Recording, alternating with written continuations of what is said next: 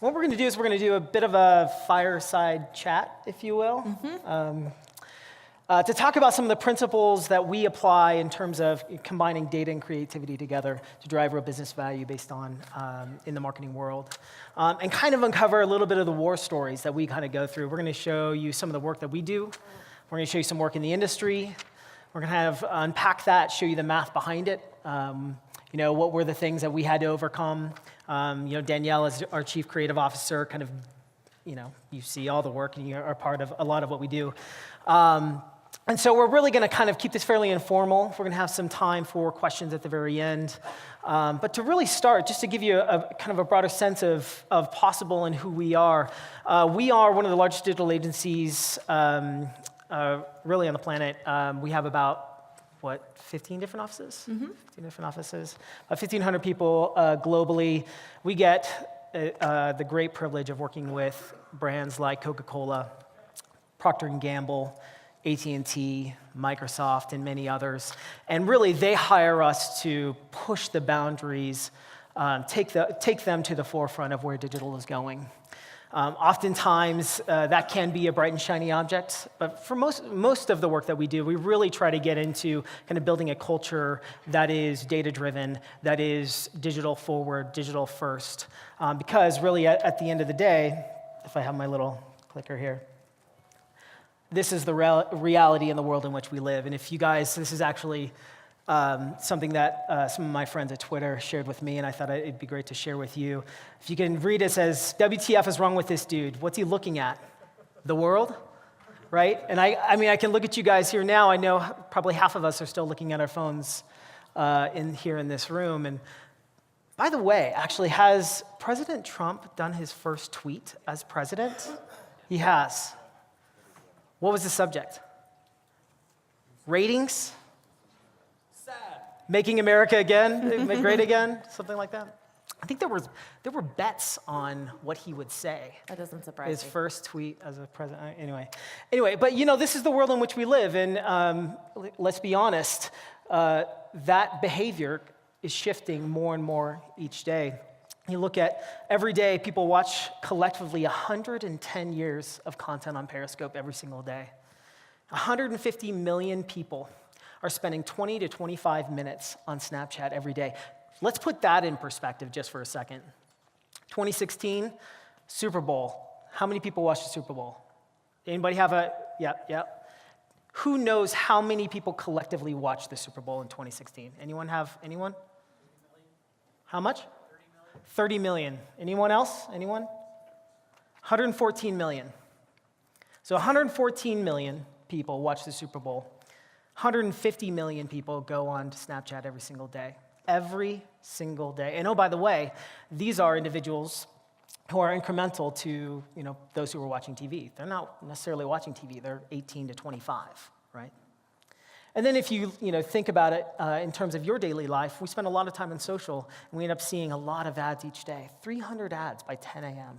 It's a staggering amount. And brands across the board are really trying to unpack, okay, well, what do we do with this? How do we shift from TV and traditional and move into digital?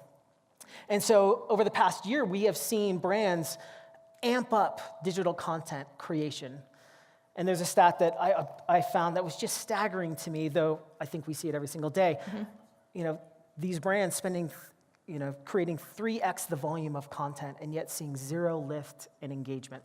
Another stat here within this study that I thought was pretty profound is 5% of all of that content that was brought into the world gets 90% of the engagement. So really the rich get richer, and then everything else is just in the sea of noise. So we see this, and we sit here and we kind of, as a part of a digital agency, digital has had its heyday for the past 10 years. And now we're starting to see a little bit of kind of varnish being put on top of that, because when you have more content being created, all of a sudden trust and authenticity and engagement gets lost. And so as we have kind of tried to build a culture within a digital agency, we really wanted to start not with a statement. A lot of agencies that you see day to day is they have this emphatic ideology that is, we are going to do X, we are going to do Y. We wanted to build instead a culture that was based not on a statement but a question. Does it work? Does it work? Does it actually drive business results? Does it actually move the business? Does it actually, move bottles off shelves? And so much so that over the past, 10 years of working together, we wanted to put it in a book. Why did a digital agency write a book about an ideology? Kind of a weird question, but really, the fundamental reason is we wanted to hold ourselves accountable. When you put it in pen to paper, and you publish it and you put it out in the world, all of a sudden everyone now knows what we believe, and they can push and challenge those assumptions. And we can push ourselves as well. And so what we're going to do is we're going to spend a good 30 minutes or so kind of walking you through not all of these principles, because as you can see, it has everything to do with building a culture of creativity, finding unicorns. How do you hire the right individuals to really harness the potential that's out there? But instead, we're going to kind of highlight 3 of them, and I hope that that's okay with you. Hopefully, we pick the right 3. One is measure what matters. The second is one size fits no one. And the third is framework for innovation. So with that, I'll hand it off to you. Yeah, sure. So you probably are asking yourselves, this slide says measure what matters. Why is a creative director going to talk to me about measurement? Right? So I think that more and more what we're seeing in the industry is this tension between winning awards and doing great creative work and things that people talk about, and that disconnect between whether it drives your business or not. And I, for one, speak for a culture of rising creatives who understand that it really does take both. It takes an understanding of what's happening on the back end that ultimately drives your business results, but you also need a prolific creative idea. And we dug into one example that swept the award shows a few years back that some of you may have seen, and kind of picked apart, did it work?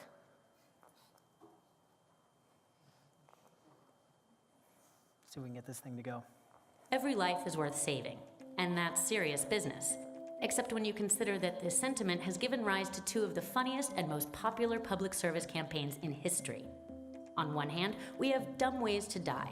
This animated safety PSA features unsuspecting blobs meeting their demise in, well, the dumbest ways imaginable, and was designed to reduce the number of incidents between Melbourne metro trains and pedestrians. A catchy soundtrack didn't hurt things. On the other hand, we have quintessential British badass Vinnie Jones. My name is Vinnie Jones, and I'm gonna teach you a lesson you'll never forget. Complete with cronies, Dobermans, and a Bentley in the background. Only this time, he's all about starting hearts instead of stopping them, demonstrating how to do hands-only CPR, hard and fast. Again, the soundtrack didn't hurt. And yet, catchy songs aside, did these campaigns actually work? Dumb Ways to Die certainly got the publicity they were looking for, to the tune of more than 80 million views on YouTube. But if you look at the number of train incidents in Melbourne, they didn't really decrease at all. In fact, the number of incidents actually increased over the 6 months after the launch of the campaign. Let's compare that with Vinnie. In 2012, only about 20% of the British population knew CPR. The British Heart Foundation saw some room for improvement. Their video has been seen by over 5 million people since launch, only a drop in the bucket compared to Dumb Ways to Die. But there are now over 30 documented cardiac arrest survivors in which the person administering CPR directly cited the Vinnie Jones ad as their source of information. So, while 80 million views sounds impressive, and those little guys are really cute, it just goes to show that at the end of the day, you have to measure what matters. So don't poke bears, right? So measure what matters. How many of you have had the experience where you've been with a client or yourselves have internally been talking about what success looks like, and you've said, well, we need 1 million fans on Facebook, or we need 500,000 fans on Facebook, right? We hear it all the time. I get asked all the time, well, what are we doing on Pinterest? Or how many likes did that tweet get versus that post on Facebook? And truly, it became a really important question for us to ask, especially as creatives, because it's our responsibility to not just be doing things because they're fun. It really is our job to create content that is going to measure against that 0% lift. So I have an example of a campaign that we did not too long ago, and this is certainly not an ad about Possible, but it is a really great story about what it means to create great work that works. Well, it's your work too. Yeah, I know. So, come on. So. I think it's The Collective Project was a campaign that we did for Microsoft OneNote. Does anybody use OneNote? That's great. Nice. I wonder if Impressive. you've actually seen this. exactly. OneNote was a tricky product because they're, of course, targeting millennials, the elusive millennials. In the agency world, we get a lot of millennial briefs. Can we target millennials? How do we advertise to them? They don't even like advertising. Are they even going to listen to us? And we feel like we tested and targeted and really started to uncover, I think, a playbook for how to speak to millennial audiences. Not only do they hate advertising, they certainly had no understanding of what OneNote was, nor did they care. And of course, our job was not just to create awareness around OneNote, but it was to get them to download the product and hopefully use the product as well. And so we created a campaign that used their peers. Our target was a millennial audience who were college students. And the greatest insight that we found was that great ideas come from involving others. And what we had in the palm of our hands was a tool that was built for collaboration. OneNote is a great tool for sharing ideas and building on them. So we started to dig into that a little bit more, and we found a wonderful student at the University of Central Florida named Albert Monero making bionic limbs for children. And he was doing this at almost no cost. So something that used to cost about $6,000 to create a bionic limb was being 3D printed for $150 and given to these kids and giving a real chance for hope. And we thought Microsoft has to give this kid a stage. And some of you may have seen what came about.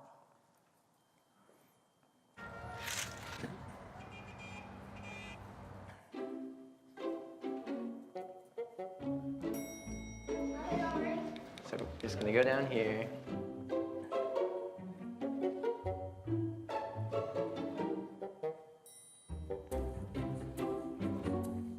We're looking for 912.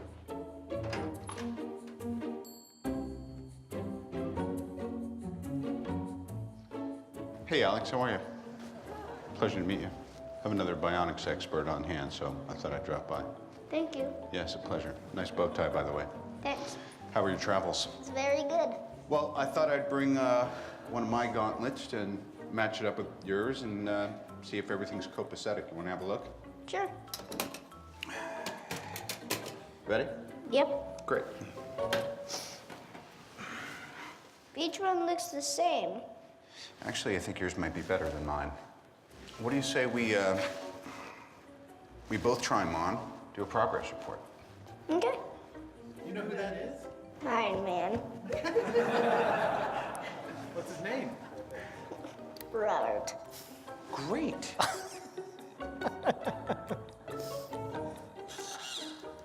God, dude, it's even cooler than I thought. I'm having a technical glitch. As you can see, my light isn't working. Half the time, I design one of these, it winds up breaking on me. But what I do is I keep working on it, kind of like you're working on it with Albert. He keeps working and working until he gets it right. Yeah, I think yours is still a little bit more right than mine because at least, The lights work. your light works, yeah.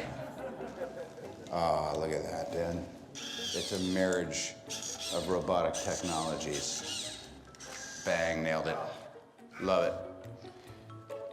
Hey, good job, Albert. Thank you, sir. Yeah. Appreciate it. Albert has made it so affordable. I'm probably going to start farming out a lot of my tech work to Albert, too. I feel like he could cut the price point down on one of my suits, which right now is, I guess, about, $1.5 billion. How many of you saw that when it ran? That's great. This was one of those lightning in a bottle things where when it went live on Robert Downey Jr.'s Facebook page, the next thing that we knew, within 2 hours, CNN was on the phone, which was quite a day. And I think that's the thing that we're most proud of with this campaign is that every news outlet in the country picked it up. Every news outlet in the world picked it up to the point where we had a mother in Uzbekistan email us about having seen this piece of content and asking if she could buy a limb for her daughter. So really a prolific campaign, but I think the point of showing it to you today is really that we had 90 million views. As an agency, especially as a creative director, we could have stopped and congratulated ourselves and moved on. But I think the point here is that we had 90 million views. Now what? And the good news about the campaign was that we had created along the way over 350 pieces of content, all at varying stages of the user journey. So some of that content, like that video you see, is barely branded, right? That's a very good tactic when speaking to millennials. You're hooking them, essentially, with an idea that they feel is relevant and something that they can connect to. And then if you retarget correctly, using things like Facebook Audience Insights and Facebook sequential targeting, you can start to push them down the funnel with your other content. And we saw an amazing lift in these eyeballs who had seen this video were suddenly clicking on banners, were suddenly engaging with content that was very much a lower funnel activity, to the point where we made the connection, we raised the awareness of OneNotes, but we also got students involved with the project. If you click to the next slide, you can see that the results were outstanding. We connected with them 9 times what we expected to connect with them. We reached 9 times our goal. It's all about variance to goal, right? You can set goals, but the point is your variance to that goal. And I think the stat that we're most proud of is that we didn't just create awareness. We got this audience, remember, who hates advertising, who knew nothing about OneNote, to actually start using it. And that's pretty amazing. And I think that it is essentially the playbook to how to engage with millennials. So I think the other thing that I want to make sure to leave you guys with is that Robert Downey Jr. did that for free. I know many of you don't work with clients like Microsoft and Nestle and have huge budgets, but it's amazing what you can do when you ask. And we sat in the lobby of Marvel until they took the meeting. We told him that this was one of those things that he had to get involved in. It was an Iron Man bionic limb. There was only one person in the entire world who could have delivered that arm. And luckily, he is a wonderful man. He is just as cool and just as hot in person.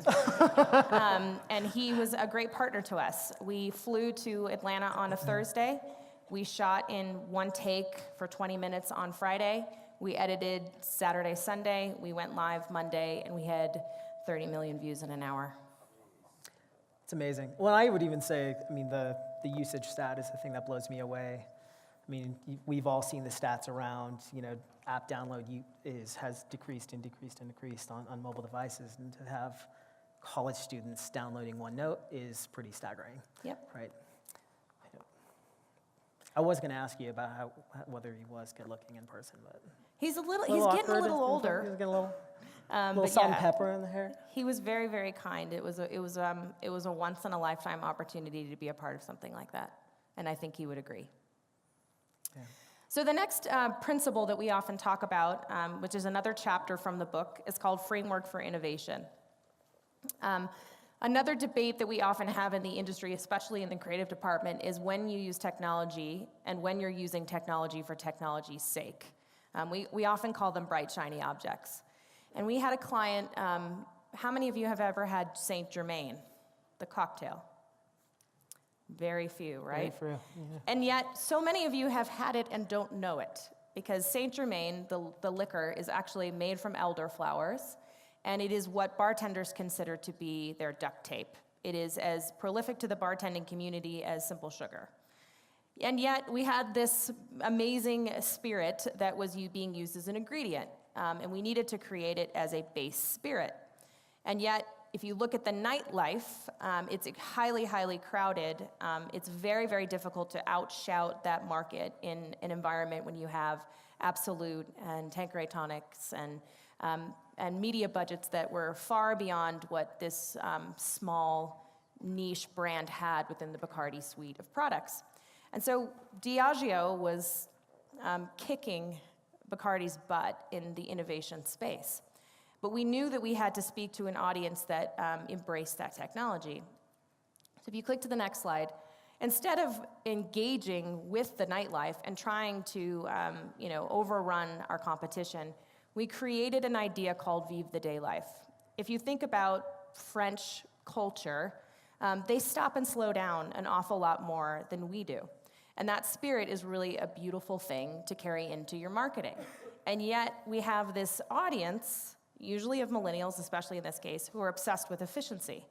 So we felt like we could really teach them a lesson about efficiency by not saying, put down your phones, but actually saying, pick them up, and we're going to deliver something to you that if you don't stop and take notice of, it will be gone.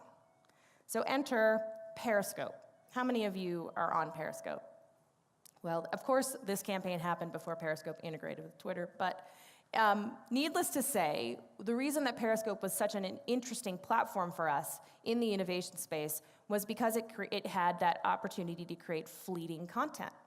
It was there, and then it was gone. And we had this brand that had this beautiful history in the Belle Epoque era of Parisian culture. So you're talking burlesque, you're talking a very sensual, female-focused brand. And so this was the idea that we came up with to launch Vive the Day Life.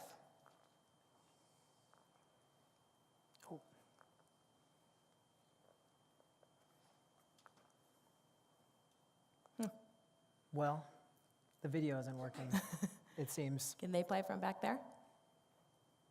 Doesn't look All like right, it. I'll do, oh, it just played? It doesn't look like it's working. Okay. Wow. Well, I'll describe it with my jazz hands, if you guys are okay with that. That young lady right there is a woman named Hannah Simone. She is a new girl, if you're scratching your heads for how you know her. We decided to create a peep show live on Periscope, and we did it with episodic viewing. And this was an example of a very, very new platform that almost no one knew how to use. I mean, how do you shoot? What is the Galaxy better than the iPhone 6 to shoot this live content? Do you need to project it on a wall and then shoot the wall? How far away does the camera need to be? Can you create episodic viewing? Do you do 5 episodes in one day? Do you do 10 episodes in one day? I mean, these were a gazillion questions that we had to literally jump in with Twitter and Periscope and figure out on the day. And what we created was almost this Wes Anderson-like scene where the peep show door opened every hour on the hour and showed you a view of Hannah Simone's world and what she was doing. And through the 6 episodes of the day, she got, of course, more scantily clad as the day went on. And what was fascinating about it was this is a live event. There is no content yet. So how do you create awareness around something where you literally have no content of? So what we did was we staffed a shooter behind the director. So they were literally shooting the exact same thing live at the same time. And that SD card got run from the set to the war room, handed to an editor. That editor and I created content for Instagram, Facebook, Snapchat, everything that we could to amplify that content. The client was sitting next to us, they approved it, and within about 6 minutes after the live event, we had 30 pieces of content that we could send out into the channels to create awareness about the next episode. As it was happening. As it was happening. And of course, the video will tell you all that, but I hope that was sufficient. So it was ultimately a crazy, crazy day, but what we really learned was it wasn't about how many people were on Periscope that day. It was about the content that we could create from this one bomb, if you will, this one event, this one live event. How many pieces of content could we gather from that experience and create really, really cool reverberations in the other channels? Long story short, it did very well. Subsequently, the results were great, but I think the one that I'm going to point out to you today is that 97% positive sentiment. This was racy content. This was polarizing content. We had a war room stacked with community managers ready to try and combat trolls about how salacious we were being. And the truth was, women especially loved it. They felt like it was very empowering. We played with the audience even a little bit because the one comment that we did get was people didn't believe it was live. The production and the set was so beautiful, and people aren't used to seeing live content being streamed at that high of a production level. And so what we did was we took the comments that were coming in from the live stream and integrated them into her performance. So Hannah wore an earpiece, and we were able to say, hey, Hannah, they're asking you to show them the postcard that you're reading. And within seconds, she was able to turn the postcard around to the audience and show them that it was, in fact, live. And we just were astounded by that 97% positive sentiment. This was very, very well received. So I have a question for you around that, especially as it relates to kind of creating that framework and setting up the idea. It's a pretty risky idea, right? New technology, new platform. We've never produced something like this before. No one's ever produced something like this before. And oh, by the way, yeah, the trolls. Like, what if somebody comes out and says, WTF, like this is not appropriate? Sure. How did you get the client to buy into that? Well, what were those conversations like? Were they back and forth? Were they? Yeah, I mean, I think that the one thing to note, and the thing that I'm certainly very proud of, and again, lightning in a bottle will probably never again happen in my career, is that these were female clients, and there were female creative directors. And so we were able to have a conversation in a way that I don't think a male creative team could have had with their clients. We were coming from a place where nobody could say that. Nobody could say, this is gratuitous, this is inappropriate. We actually felt like it was very empowering, and we could have that discussion with the female clients. So number one is casting. So make sure that you are casting your creative team or your marketing team against the kinds of clients that you have to have the right conversation when you have a great idea. And then I would say number two is have the data to back it up. It helped a lot that we had already done that RDJ video and that we were experts in how to amplify content in spaces that were, I mean, if you really think about it, that even though that video of RDJ wasn't live, it was a live event because of what happened in culture. When that hit the Facebook airwaves, a moment happened in culture. So we had a lot of momentum and expertise and data to back up and get the client to trust us that we could do it again. That's cool. That's cool. So the last one we're going to talk about is one size fits no one. And let's just be honest. Targeting is not a new concept, right? Especially in the marketing and the tech world. We've done targeting for a long time now. And frankly, we're even seeing today a lot of the platforms ratchet down that targeting, trying to get a lot more sophisticated in how they are bringing the right content to the right people.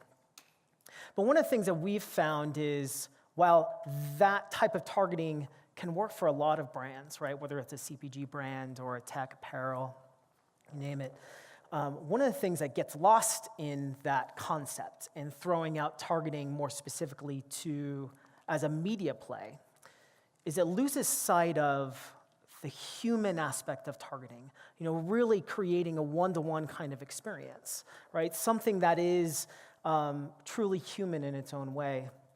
And like we were talking earlier about creating viral content. How many here have talked about or heard about creating viral content or had someone ask you, hey, can we create something viral, right? God, please stop, talking about viral content. In a lot of ways, like that just ends up being, hey, can we get more likes? Can we get more shares, right? Like that's just kind of what everyone wants. But at the end of the day, true virality is to create a contagion, right? It is creating something that actually spreads human to human. And so one of the pieces that we just did recently was we helped launch a new product for Adidas. Or Adidas. Depends on where you live. Adidas. And as you can imagine, in the football space, we think global football, soccer, which, by the way, Real Salt Lake fans? Anyone? Yeah? Okay. Timbers? Okay, so Sounders fan, I have to admit. Sounders fan. But we're starting to see a lot of passion, at least in the Pacific Northwest, around soccer, right? But we all know that globally, football is a phenomenon, right?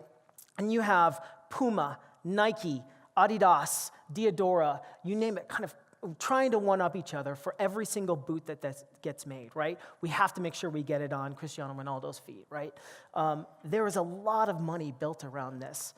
And so one of the things that we tried to do with them for the Glitch launch was to actually flip the script.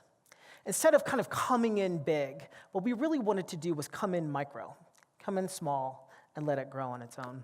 And so hopefully this video will work, but it'll help kind of articulate the campaign. Oh, goodness gracious. Oh.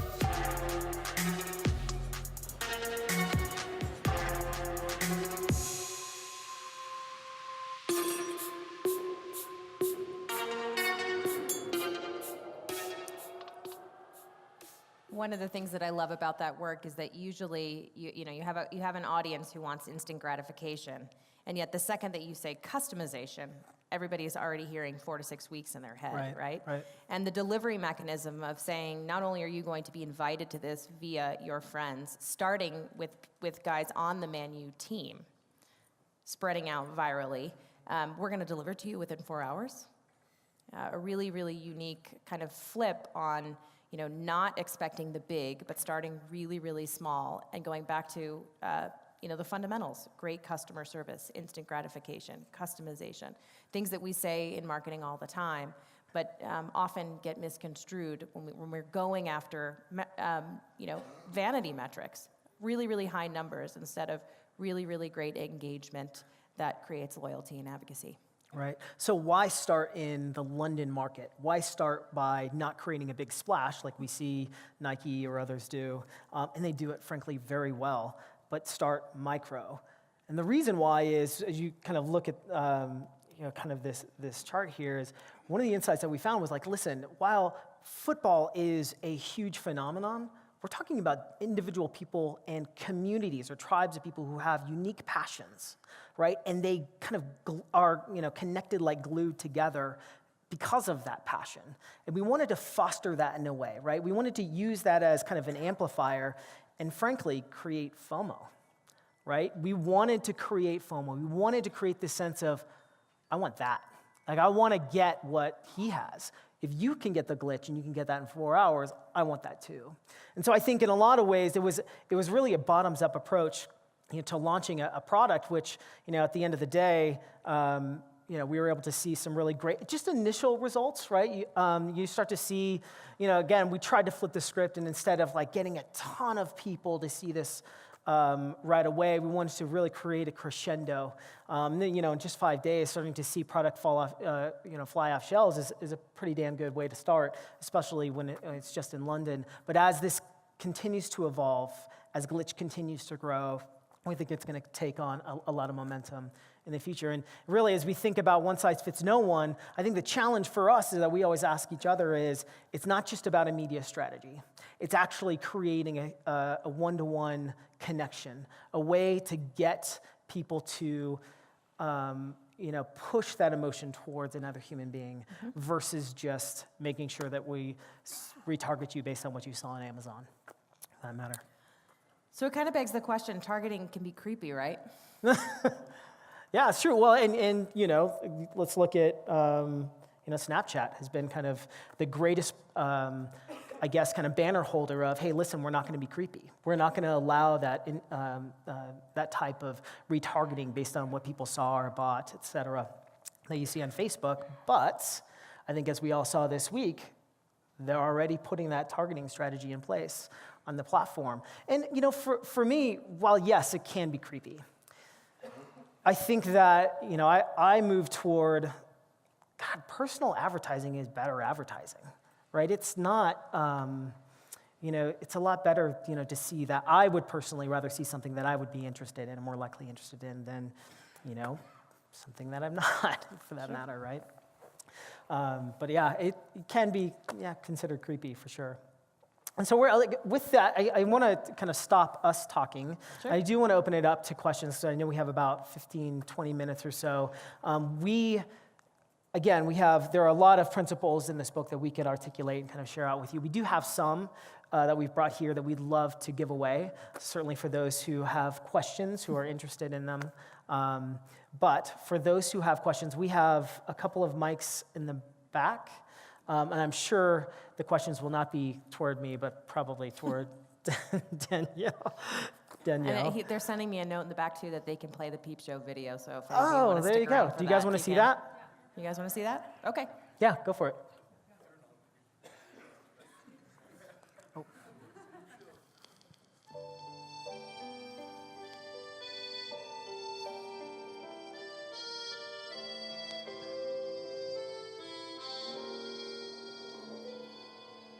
Il est venu là dans ma vie, atterri comme un ovni, pour une visite surprise. M'a emmené sur une autre planète, un coup de soleil dans la nuit, sécher mes pluies. Plus beau que le type du troisième qui m'envoyait ses je t'aime. J'étais au bord de la crise. Alors me suis laissé aller dans les cieux, dans ses yeux. Départ sous une tasse de thé, à la terrasse du grand café. Dans le regard non identifié d'un type sorti comme ça, d'un vrai conte de fées. Il est tombé là dans ma vie, un peu vite comme un ovni, avant que je ne réalise ma... That seems super calm. That did not seem like it was crazy. No. Any questions? Yeah, sure. You, my friend, get a book. Exactly. and you. You're like the Oprah of, doesn't work. So you talked about stopping. It's time to stop saying we're going to create viral content, right? Yeah, That's what you were saying. Right. So, but then in your Adidas campaign, you obviously built a mechanism that requires virality because it was by invite only, right? Yeah. So my question to you is, how did you get the advertiser or your client to trust you in that and say, like, look, Adidas, one of the world's largest brands, we're going to hyper-target London, actually. We're only going to talk to Man U fans, and we're going to have them spread it from there. And then I promise you, just trust us, you'll get the results you want. So how did that conversation go? Like, how were you able to kind of, I don't know, finagle that into your pitch and make sure that they were on board with you building in that element of virality rather than making a big splash and getting Cristiano Ronaldo to wear the shoe? That's my question. Yeah, I mean, that's a great question. And I wouldn't say that it's just Adidas, because I think that we are starting to see a lot of brands, us having to reshape the question or the objective with a lot of the brands that we work with because of the fact that, being viral is likes, shares, impressions, reach, etc. And for us, like one of the things, actually, there's this principle called the majority illusion that some groups out of USC started to coin the term. And the idea is that every day we are met with an illusion that the majority is doing one thing or another, right? Tesla is a great example, right? And the Model 3 came out, all of a sudden everyone started to see people lining up to get the Model 3. And then it created a sense of FOMO. They didn't advertise that. It was just, oh my God, I gotta go get that, right? And for us, I think we try to shift the conversation more toward that. Do you want to get impressions?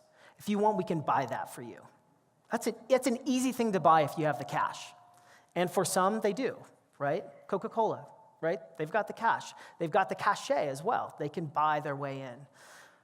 But as we try to push the brief forward, we actually want to create human virality. We want to create the sense that people want to move toward the brand or move toward the product, right? And there are some clients that don't want to buy into that, and that's okay. And a lot of that really has to come back to the objectives in the very beginning, right? We want to set early on a sense of, okay, our KPIs are going to look like this. If your KPIs are media metrics, then we're not right for you, right? Or we'll go kind of right straight down the middle of the plate. But if you actually want to change the hearts and minds of people, it's going to look a little bit different. And it's going to be a little bit riskier. And it's going to be a little bit unknown in some ways. And yes, we have the playbook for some of the work that we've done that we can share. And we have folks like Danielle who can help share it, which is always good. But at the end of the day, if you want to move real people and you want to create a passion that is human, not manufactured, you have to think about the blueprint a little bit differently. Anything else no? Nope. Great answer. Oh, gosh.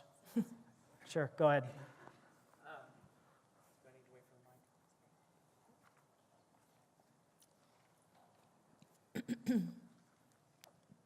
So my question goes to kind of a combination of the couple of things you talked about. So you talked about one size fits no one, the targeting flaw, right? And measuring what matters. And my question is, we've had some experience where we make some assumptions about engagement, and maybe we pull some people out of our engagement lists, and I think behind the data there somewhere is those people are the influencers that we dropped, right? And now all of a sudden our engagement drops and we're not getting the sales that we got before. So my question is, do you have some sort of trick of the trade or idea on how to handle that and predict that maybe it's not such a good idea to get rid of this target, even though it seems like it's not engaged? Sure. I mean, I think that for starters, especially when you have smaller budgets, one of the philosophies that we institute is that everybody that touches the campaign has to be an influencer. So if you think about Peep Show, Floria Sigismondi, the director, had a following. Hannah Simone had a following.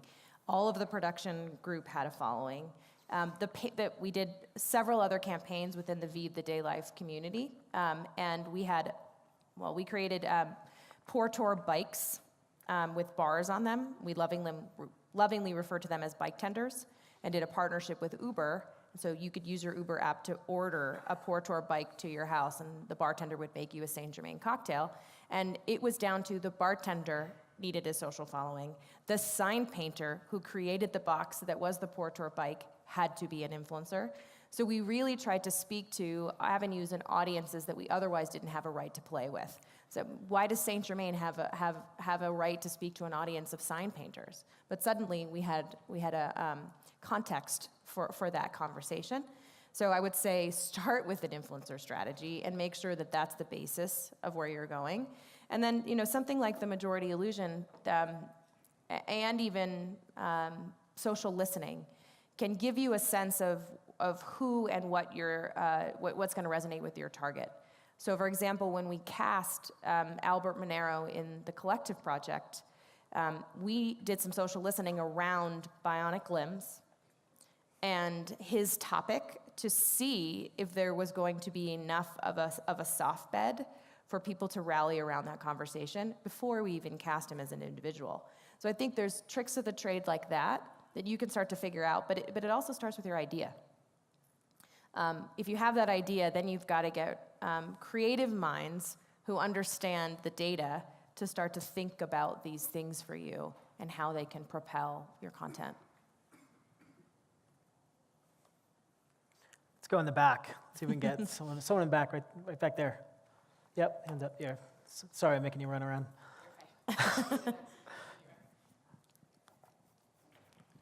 So how do you go about niche markets, right? So you're looking at very finite, small budgets, but you're also looking at a very targeted market. How do you go about that?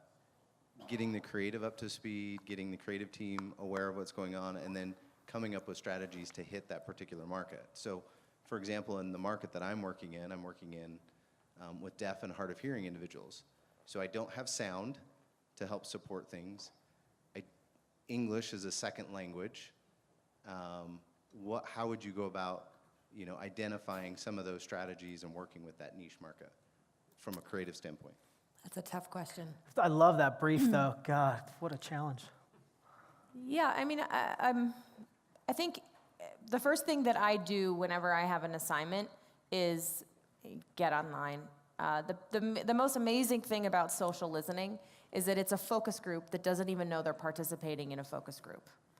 And the amount of insight that you can gain just by listening in on what people are talking about and what they're saying, you need to do your qual and qual research on the upfront to really understand what problem you're trying to solve for that audience, and then figure out ultimately what your solution is. I mean, I think if you think about these case studies, they all start with that really big problem. If you're advertising just to advertise, you really haven't tapped into the true nature of what that brief needs to reveal. So even though you have a very niche audience, you still have the same fundamentals still apply. Really dig into what is their behavior, what are the things that they go through every day, and how do you make their lives easier?